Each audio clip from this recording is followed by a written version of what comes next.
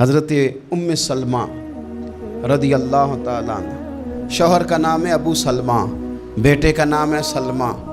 کہتی ہیں میں، میرا شوہر، میرا بیٹا، تینوں، چھوٹا بیٹا میرا، ہم نکلے مکہ مکرمہ سے مدینہ طیبہ جانے کے لیے۔ ایک کی بیٹا ہے، خاندان جمع ہے، شوہر کی گود میں بیٹا، اونٹ کے پیچھے میں۔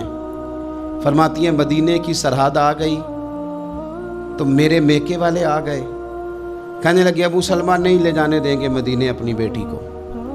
میں نے کہا میں مسلمان ہوں، میں تو اپنے شوہر کے ساتھ مدینے جاؤں گی۔ انہوں نے کہا نہیں جا سکتے، تو نے جانا ہے تو جا، ہماری بیٹی نہیں جائے گی۔ زبردستی مجھ سے انہوں نے مجھے میرے شوہر سے الگ کیا۔ کہتی ہیں پھر میرے شوہر کے قبیلے والے آ گئے، وہ کہنے لگے اگر تم اپنی بیٹی کو نہیں نہ جانے دیتے تو یہ جو ہمارا پوتا ہے یہ ہماری نسل ہے، تمہارا نہیں، اسے ہم نہیں جانے دیں گے۔ وہ بچہ اپنی طرف کھینچتے تھے، میں اپنی طرف کھینچتی تھی، مدینے کی سرحد پہ۔ یہ جھگڑا زمین کے لیے نہیں ہو رہا، مکان کے لیے نہیں ہو رہا، حضور کے مدینے جانے کے لیے ہو رہا، حضور کے مدینے جانے کے لیے ہو رہا، مدینے جانے کے لیے ہو رہا۔ لنگ کئی مہینے تے برس گئے تے تیری دید نو دیدے ہی ترس گئے۔ انہوں نے بچہ کھینچا، میں نے اپنی طرف کھینچا، میرے بچے کا بازو اتر گیا۔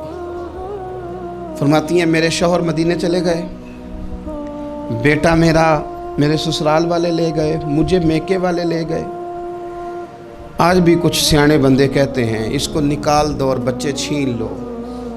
ان کا بھی خیال تھا کہ بیٹا لے جائیں گے نا تو ابو سلمہ بھی مدینے سے واپس آ جائے گا، یہ بھی واپس آ جائے گی۔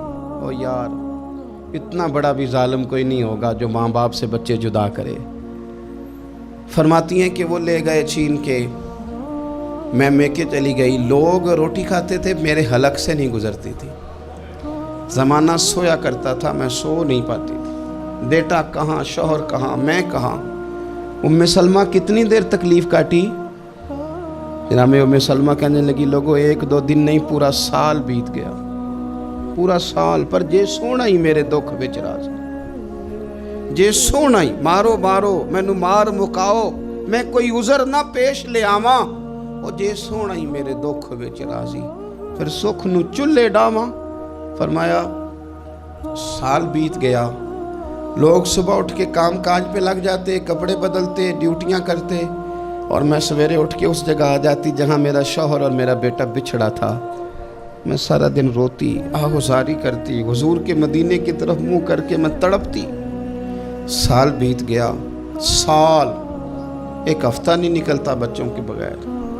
بڑے بڑے سیانے لوگ پردیس جاتے ہیں تو بچوں کی فوٹو دیکھ دیکھ کے روتے ہیں، لیکن کہتی ہے ماں تھی، بیٹا بچھڑا اور پھر بیٹا بیمار ہو اور ماں سے جدا ہو، کتنی تکلیف کا منظر ہے۔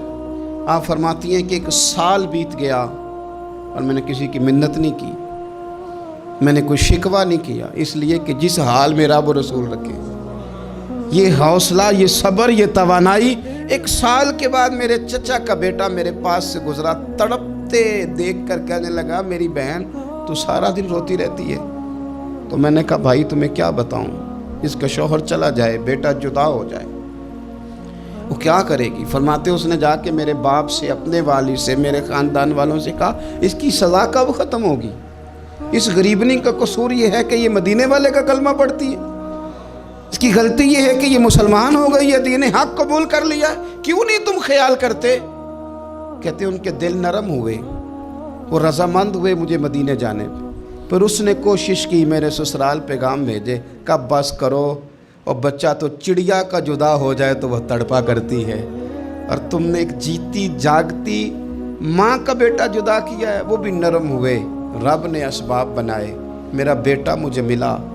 کہنے لگے تو رہ جا، میں نے کہا نہیں، تم مسلمان نہیں ہو، تمہیں پتہ نہیں نا، میں یہاں نہیں رہ سکتی، مجھے مدینہ ہی جانا ہے۔ اکیلی اتنا سفر، جنگلوں کا رستہ، پہاڑی رستہ طے کر لو گی؟ میں نے کہا میں کر لوں گی۔ جنہوں ویک کے ٹھر دیاں اکھیاں نے تو جنہوں ویک کے ٹھر دا سینہ ہے، ربا تیری ساری خدائی ایک کی تے شہر مدینہ ہے۔ کہتی میں اونٹ پہ بیٹھی، بیٹا میں نے گود میں بٹھا لیا، میں سفر کرنے لگی، پر دل میں کھٹکا تھا کہ اتنا لمبا سفر، بیٹا چھوٹا ہے، کیسے کروں گی؟ کہتے مجھے عثمان بن طلحہ مل گئے، कहने लगे कहाँ जा रही हो बहन? मैंने कहा मदीने। कहने लगी अकेले जाओगी? मैंने कहा जाना तो है ना, कोई साथ चले न चले पर शहर रसूल तो जाना है ना। आप फरमाती हैं मैंने उस्मान बिन तलहा से नेक बंदा कोई नहीं देखा, मेरे ऊँट की लगाम थाम ली। जब मुझे ऊँट पे बिठाते थे ना, ऊँट बिठा के चले जाते थे, मैं बैठ जाती थी तो आके लगाम थामते थे। जब कहीं मुझे उतारते थे तो ऊँट बिठा के चले जाते थे, मैं उतर जाती थी तो ऊँट को बांधते थे। सोना होता था तो ऊँट बिठा देते, मैं उतर जाती, वो दूर जाके लेट जाते। फरमाती थी फिर मेरे लिए मेरे रब ने असबाब पैदा किए और मैं मदीना पहुंची। मैं शौहर से मिली और लोगों मेरे नसीब देखो, मैं रहने कहाँ लगी? हुजूर के मदीने में, शहर रसूल में, शहर रह पाए नजर होश में आ, ये कुव्वे नबी है। मैं हुजूर के हरम की जमीन और कदम रख के चलना, अरे सर का मौका है ओ जाने वाले, मदीने के खित्ते खुदा तुझको रखे, गरीबों फकीरों के ठहराने वाले। कहती है मैं वहाँ बसने लगी।